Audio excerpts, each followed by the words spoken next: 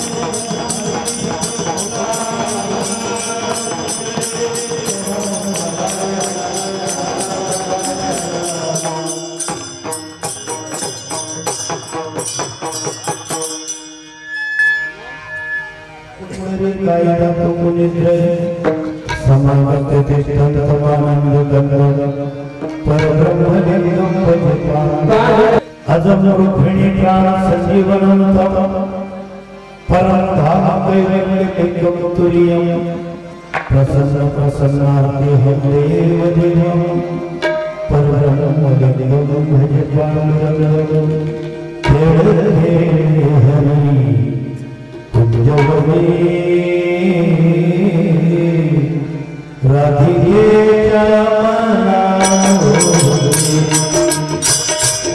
राधिके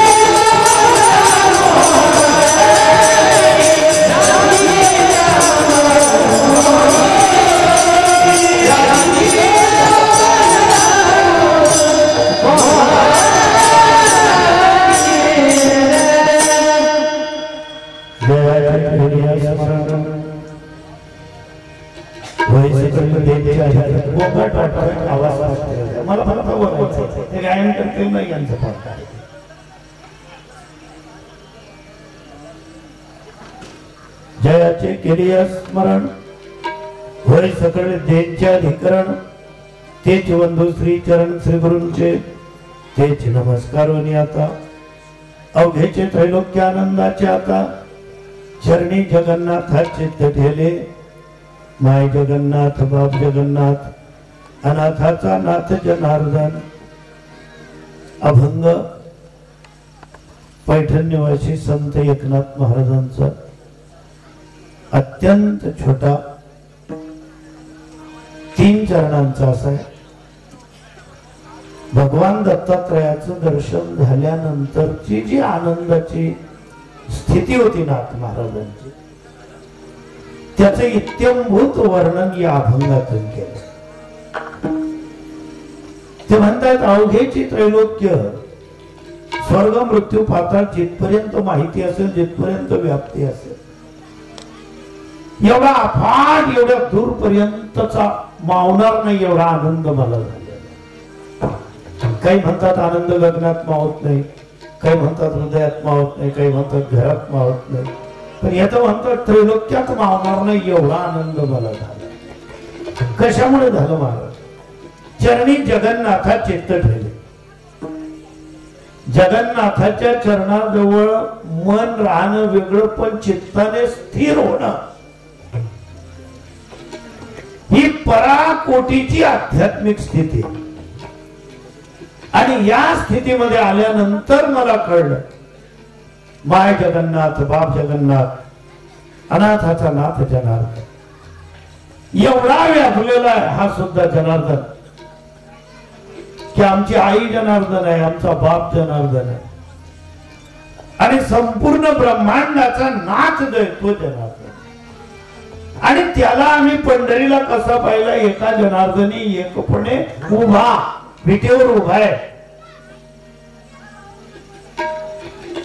चैतन्याची शोभा शोभत असे. जो चैतन्याचा गाभा आहे तो विटेवर उभा असलेला आम्ही पाहिला. कारण आमच्या लक्षात आलेलं आहे की अवघेची त्रैलोक्य आनंदाचे आता चरणी जगन्नाथा चित्त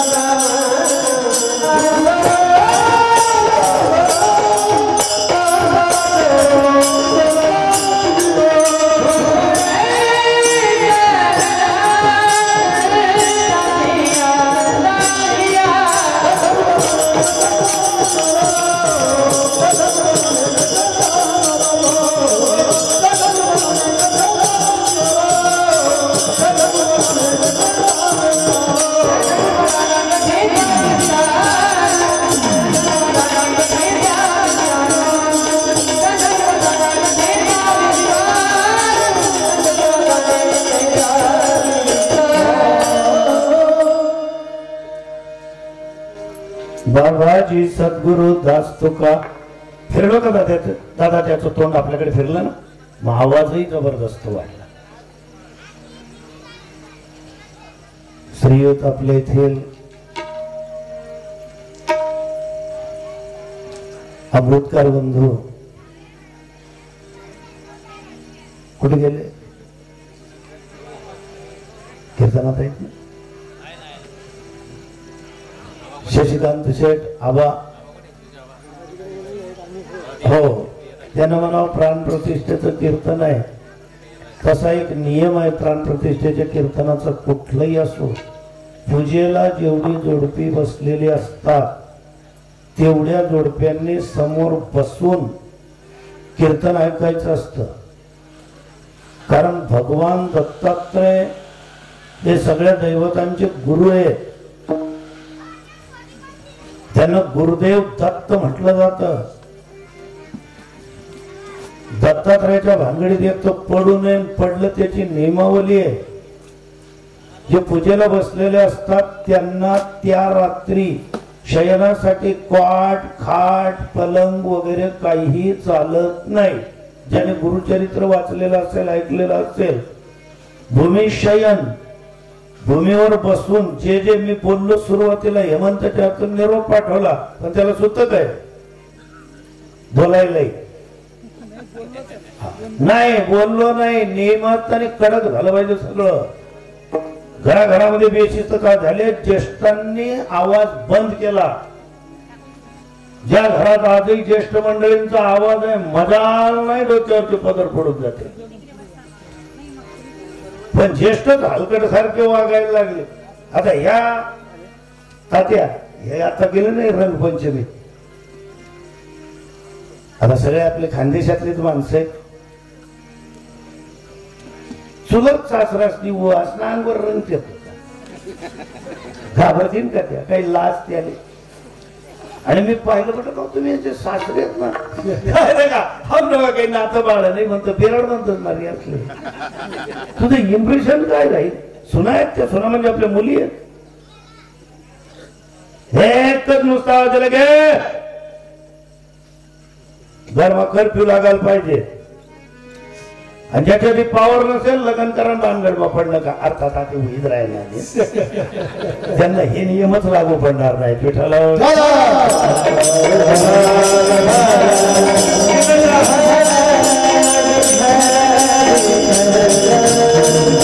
परमार्थिक शिस्तही का बिघडली माहितीये का? एकादशीचे नियम मोडून टाकले वारकरी. एकादशीच्या दिवशी जेवण करायला लागले वारकरी.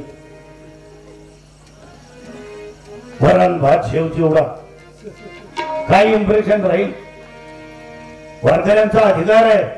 छत्रपती शिवाजी महाराज डोकं टेकवायचे तुकाराम महाराजांच्या पायावर, रामदास स्वामींच्या पायावर. का? एवढा जाणता राजा ज्यांना दिल्ली तख्त घाबरायचं अशी स्थिती का झाली आपल्याकडे? वारकऱ्यांना का म्हणतात? जय चला युवार द्या मारी. आपला हलकटपणा, आपले नीच धंदे, व्रत सोडले, नियम सोडले, हलकट सारखे वागायला लागलो म्हणून लोक आपल्या डोक्यावर मिरी वाटायला लागले. विठ्ठल. आणि ज्यांचं आचरण आहे, ज्यांचे नियम आहे, ज्यांच्या घरात सेवा भाव आहे, मर्यादा आहे, त्या घरांचंही इम्प्रेशन पडत. वर्तमान परिस्थिती कितीही बिघडली असेल, या घराण्यांवर परिणाम नाही झाले. का नाही झाले? माझ्या वडिला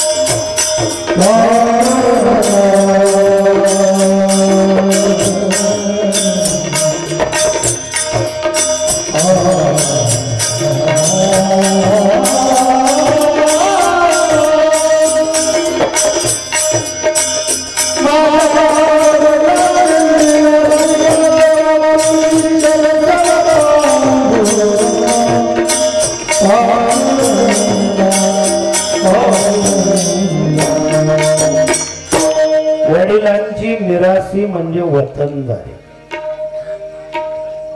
दोन प्रकार असतात, वतनदार आणि उपरे. 10 पिढ्या होऊन जातात, गाव सोडून दुसऱ्या गावाला जे स्थायिक होतात त्यांना. 10 पिढ्या झाल्या तरी लोक काय म्हणतात? उपऱ्या. आणि वतनदार मूळ रहिवासी. मग आमच्या वडिलांचा मूळ रहिवास वारकरी संप्रदायाचा. विठ्ठल आमच्या कुळाचं कुळदैवत, ही ज्यांची नियमावली आहे, त्यांचं ज्ञान पहा, त्यांची भाषा पहा, त्यांचे शब्द पहा, त्यांच्या चेहऱ्यावरचा तेजस्वीपणा पहा. पैशाने बदाम काजू खरेदी करता येतात, मनुका पिस्ता खाता येतात, चांगलं शुद्ध 1800 रुपये किलोचं खजूर 2000 रुपये किलोच्या तुपामध्ये भिजवून खाता येतं, पण तेजस्वीपणा काय येत नाही मग चेहऱ्याला. विचारावं लागतं काही काही ठिकाणी, का एवढी श्रीमंती आहे आणि यांची तब्येत अशी नाही. तुमच्याकडे तर एवढं ऐश्वर असताना, एवढी धनसंपदा सगळं काय असताना, हे असे हैराणी भाषेत सांगायला गेलं असं कचायला कामले. ते म्हणतात नाही महाराज, तो खास गण, पण त्याने दानच सुधी नाही. म्हणजे ऐराणीत अजून एक शब्द आहे त्याला, कुठेतरी पाणी मुराई राहील. एक तर नजर भ्रष्ट असेल, नाहीतर आचरण भ्रष्ट. पूर्वी यापैकी काहीच नव्हतं महाराज. घरातलं ऐश्वर्य दारात उमऱ्या बाहेरच्या ओसरीवर ज्या धान्याच्या थप्प्या लावलेल्या असायच्या ना, त्याला वैभव म्हणायचे. घरामध्ये ज्या कणग्या म्हणायचे त्या भरलेल्या म्हणजे ऐश्वर्य. बाहेरून येणाऱ्या पाहुण्या बाया सुद्धा घरामध्ये फिरायच्या ना, माझ घरात जिथे ते कणग्या वगैरे ठेवलेले, वाजून पाहिजे उंदरे फार कधी माग राहिला त्यांनी सभा पाराजी. पूर्वी काय होतं माहितीये का, पैसा नव्हता लोकांकडे एवढा, आज प्रचंड पैसा. पूर्वी पैसा नव्हता पण आयुष्य स्वस्त होत, अफाट प्रेम होता अंतःकरणामध्ये. एकदा आलेले पाहुणे 4-4 दिवस हलत नव्हते. लग्न कार्य जर असेल तर केवढा गोतावळा जमायचा. या खानदेशातल्या अनेक जाती जमातींमध्ये हळदी पाहिलेल्या आहेत मी. बेसन भाकर एकच चांदणी टाकेल राहदारची, ती पांढऱ्या रंगाची. 4-5 धोत्र जोडलेले असायचे एकमेकांना, ती टांगी चांदणी म्हणत केले. जेवण करायचे. हळदीच्या दिवशी बेसन, मी पिठलं नाही बोलत बरं, मी मराठीचा पंडित आहे चांगला, पण मी ऐराणी बोलताना बेसनच म्हणतो, कारण पिठलं मराठीतलं आहे. आणि पिठलं जर म्हटलं ते सुशिक्षित आहे. पिठलं म्हटलं म्हणजे त्याची तब्येत जरा स्ट्रॉंग आहे. बेसन म्हणजे एकदम गंगा जमुना दोन्ही घेते.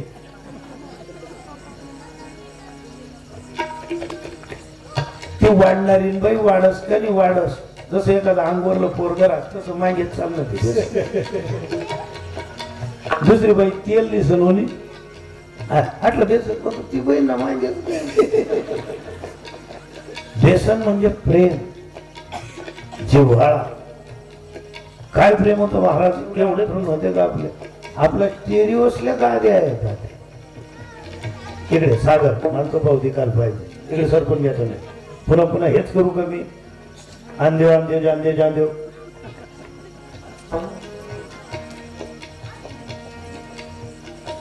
काहीच नसायचे यापैकी.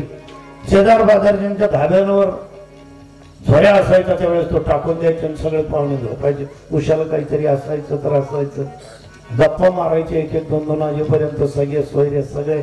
या या या, अरे बापरे तुम्ही पण आले का ना, वा वा वा वा वा, कोण आहे, अरे भाऊसाहेब पण आले, या या या या, तर भाऊसाहेब झोपू दे. तो म्हणजे माले बाजोड भाऊसाहेबले चावू दे.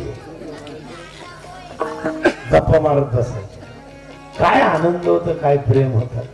मध्येच एखादी मामी बहीण यायची किंवा आती बहीण यायची आणि कोण कोण यांचं पाहुणा दुकान यायची बहीण आणि पाहायचे, अगं भाई हे पण आले, ते पण आले, अगं भाई तुम्ही पण आले, ते एकटे आले, ताईला नाही आणलं का आमच्या. मध्येच भावाचा शालक ओ मार अहो याला का हो ना, कुठे गेले ते शब्द, तो हक्क कुठे गेला, तो अधिकार कुठे गेला. एकमेकांची थक्का करायला लोक घाबरायला लागले, कारण दानत भ्रष्ट झाली, नजर भ्रष्ट झाली. नजरेची शुद्धता होती, अधिकार होता. आमच्या गल्लीत आमच्या भावजाया, जात कोणती असो त्यांची, बरोबर मला धरून घ्यायचं, धोतरचा काष्ट धरून घ्यायचं, मागे बता इथे लिटर करत कीर्तन मग बता चर्चा करत सोडत होत. तो काळ होता, आज नाही चालणार. कारण आज ती शुद्धता नाही, आज तेवढं प्रेम नाही, तेवढा बोलावा नाही. आणि त्याचा दुष्परिणाम काय झाला, सगळं काही आहे पण आनंद नाही, काय नाही आपल्याकडे. जो देखे सो दुखिया बाबा, सुखिया कोई नाही. विपश्यना केंद्रांमध्ये 10-10 दिवस थांबून सुद्धा जर स्वभाव बदलत नसते, सांगतात चांगल्यापैकी.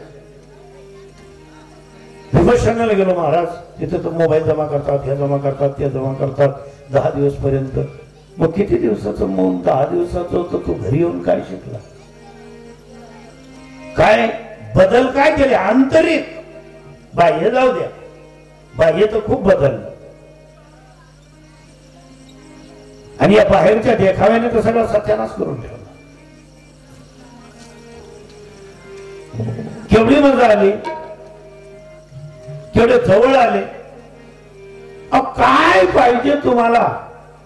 ऍप आहे तुमच्याकडे, काय पाहिजे बोला. व्हॉट्सअप सर्व प्रकारचं ज्ञान त्याच्यात भरलेलं आहे. जगाची संपूर्ण माहिती तुमच्या खिशात आलेली. काय ज्ञान मिळवलं, काय संपादन केलं? बोमा त्याच चालल्या आहेत आमच्या. पोरांना नोकऱ्या नाही, पोरांना नोकऱ्या लागत नाही. पोरांना कोण म्हणतो नोकऱ्या लागत नाही? भिल्लाचं पोरग कलेक्टर झालं सामोड्याला, राजेंद्र भारूड साहेब. आई आणि मावशी दारू विकायच्या त्यांच्या. आई 6 महिन्याची गर्भवती असताना वडील वारलेले होते. आईने ठरवलं गर्भपात करायचा, पण बहिणीने सांगितलं, विधवा बहिणीने, अगं मी सांभाळेल, आपण दारू विकू दोघं.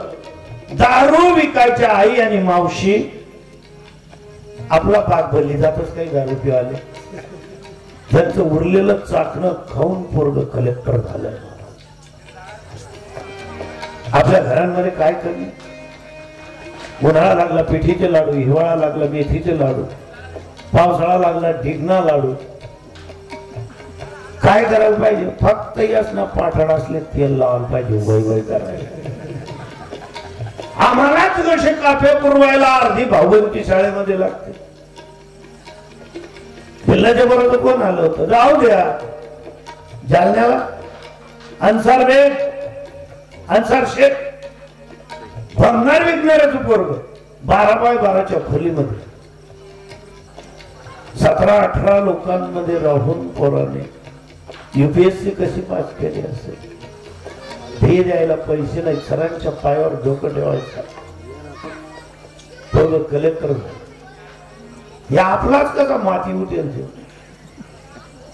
या आपल्याला जर सांगितलं अमक्या अमक्या ठिकाणी नुसतं पाठवतो मी आता इथून शाळेत जा, एवढा बाजार करू नका, मग दुपारी कसा जीव कन्नड चालना जायचं. काही गाव मध्ये जायला फक्त कोणीच नाही. आणि तिथे जेवावं लागेल का? घरी येऊन जेवणार नाही का तू? आपली रोज उठून या खावं याची चिंता. काय खाल्लं नाही, काय कमी काय पडलेलं आहे आम्हाला? नेट खिशामध्ये येऊन सुद्धा अजून नीट डोकं चालवत आहे. पूर्वी कीर्तनाचे प्रचंड अभ्यास करावे लागत होते. आताचे पोरं उद्या कोणत्या महाराजांची पुण्यतिथी आहे लगेच वाचून घेतात. हातवरला संसार ताजं ताजं आणानं दुसरा दिन चांगली राहा. मायना ठिकाण बापनं नाव, बापना ठिकाण जीच बोलणार. आणि एकाने विचारलं, म्हणे महाराज तुम्ही जे नाव सांगितलं, अरे असं होतं का? माझा काही अभ्यास नाही. तुला लाजकी वाटत नाही कीर्तन करताना? कीर्तन कोणी करावं? कीर्तन का करावं? कीर्तन कसं करावं? कोणी करावं जर म्हणत असाल तर पात्र आणि पवित्र या दोघा अंगांनी जर योग्यता असेल त्याने कीर्तन करावं. आणि का करावं? त्याचं एकच कारण, कीर्तनचा अंग कीर्तन.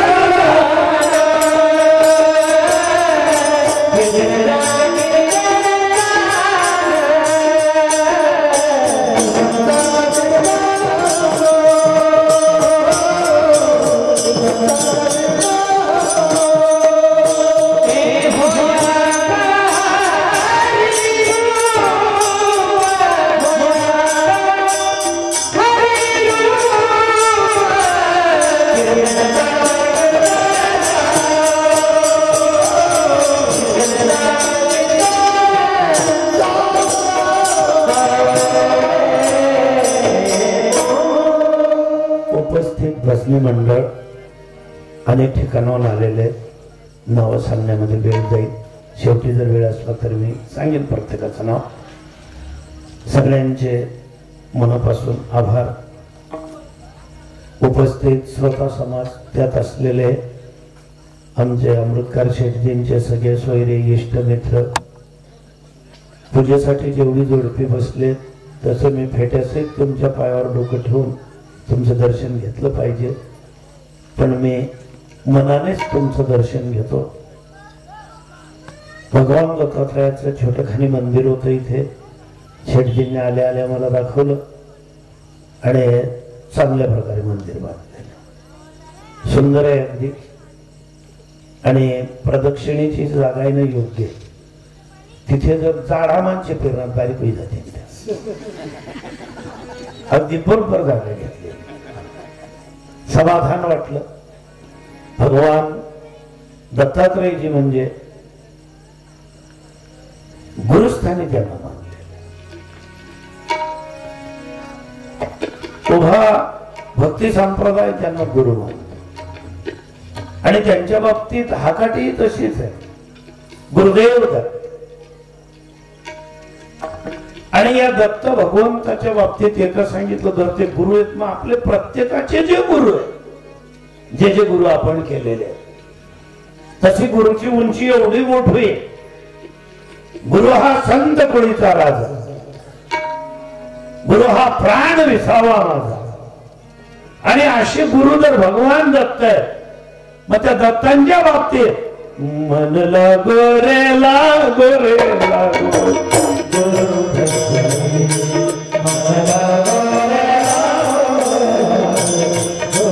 सगळ्यांनी म्हणायचा प्रयत्न करा.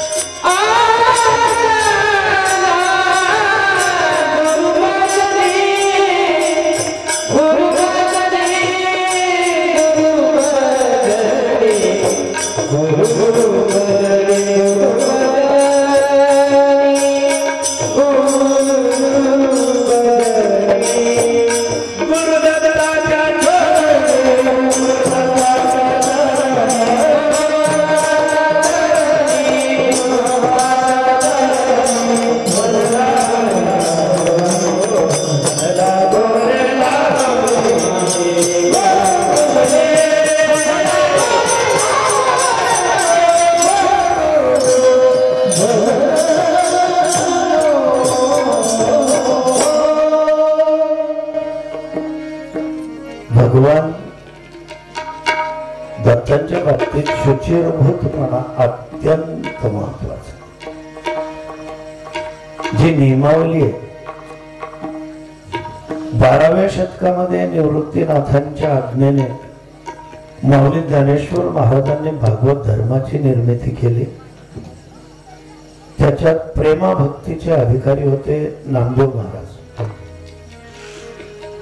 त्यांनाही सामील केलं, त्यांचंही मार्गदर्शन घेतलं. तत्कालीन संत कबीरजी होते, मीराबाईजी होत्या. पंजाब पर्यंत जाऊन धर्म प्रचार प्रसार केला भागवत धर्माचा. 300 वर्षापर्यंत ती परंपरा चालली. पैठणमध्ये एकनाथ महाराज अवतरित झाले, तसे मूळ ते दत्त संप्रदायाचे अधिकारी होते. घराण्याची परंपरा होती दत्त महापूजेची. पण ज्यावेळेस माऊलींचा स्वप्न दृष्टांत त्यांना झाला, भागवत धर्मामध्ये प्रवेश करत असताना दत्त संप्रदायाचा त्याग नाही केला, एकत्रीकरण झाले. भागवत धर्म आणि दत्त संप्रदाय एकत्र आले आणि तिथून नामकरण झालं वारकरी संप्रदाय. एक शाखा मात्र दत्त अनुयायांची राहिली. मग त्यामध्ये पुढे चालून स्वामी समर्थ भगवान, वटसिद्ध महाराज, गोंदवलेकर स्वामी वगैरे दत्त संप्रदायाचे शब्द. नियम जवळपास वारकऱ्यांचे आणि दत्त संप्रदायाचे एकच, पण गुरु चरित्र दत्त संप्रदायाचा मूळ ग्रंथ. नियमावली आली. असं समजू नका की वारकरी झालं म्हणजे काहीही चालतं, आणि काहीही चालवायचं म्हटलं मग लोक कसेही वागतात. काहीही नाही चालत. काहीही कसं काय चालेल? नाही दोन्हीचा मामा एक नाही पोरले का नाही आपण दत्तक दिली, मग तूच दत्तक लिहिलं ना दिले. कसं काय चालेल? आपल्या मते नाही बदल चालत. हे शुचिरभूतपणामध्ये दत्त संप्रदायाचा हात आजपर्यंत कोणी धरलेला नाही. हे भगवान दत्त या थोडस त्रेतायुगामध्ये भगवान रामजींना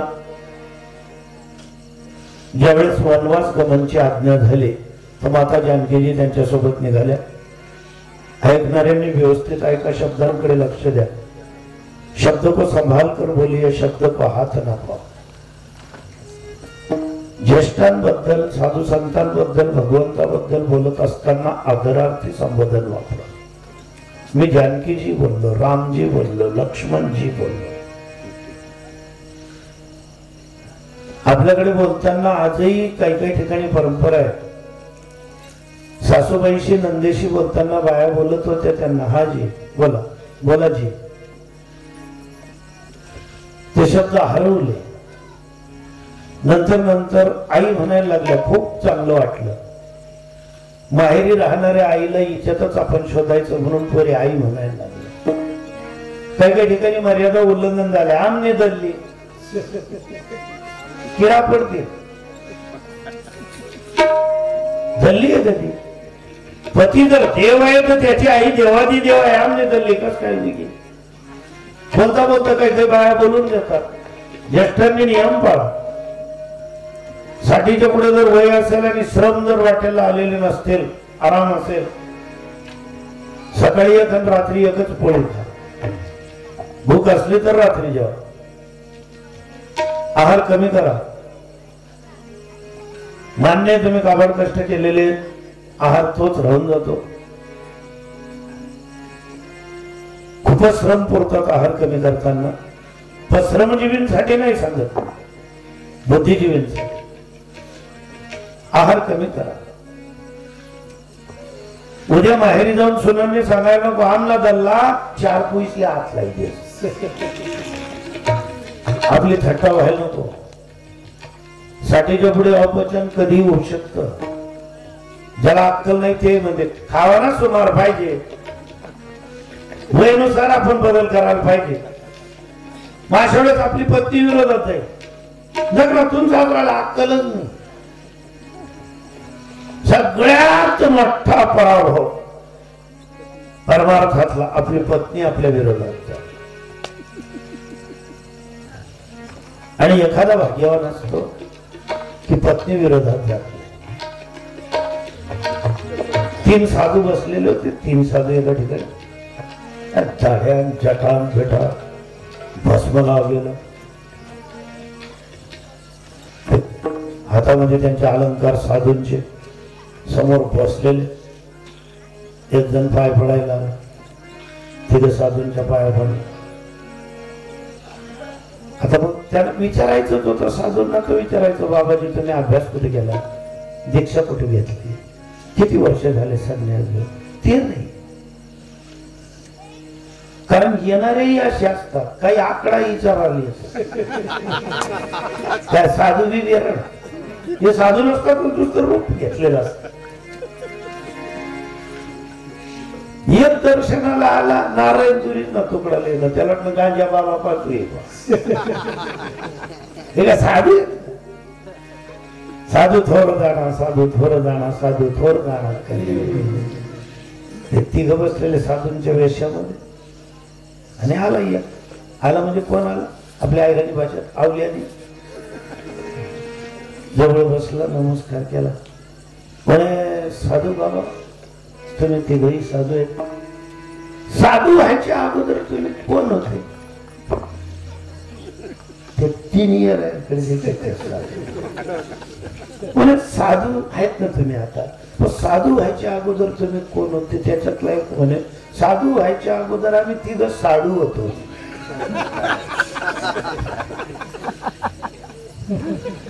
विचारान काम पडलं नाही मग साधू काबरू जायात बायकाच ना पाहिजे साधू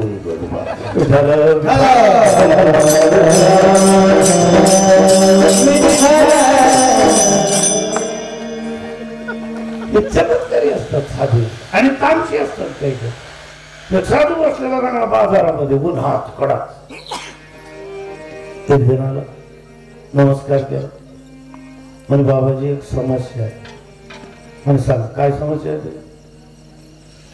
म्हणे बाबा गणच प्रयत्न केला बायको अजिबात ऐकत नाही काय करू. मी बायांना काही बोलत नाही.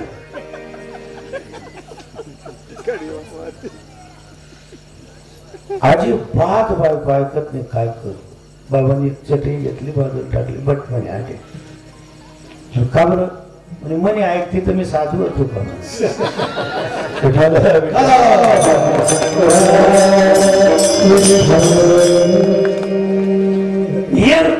सोन घेतलेले आणि यांच्या बाबतीत एक सांगितलं यांच्या नादी लागू नका का.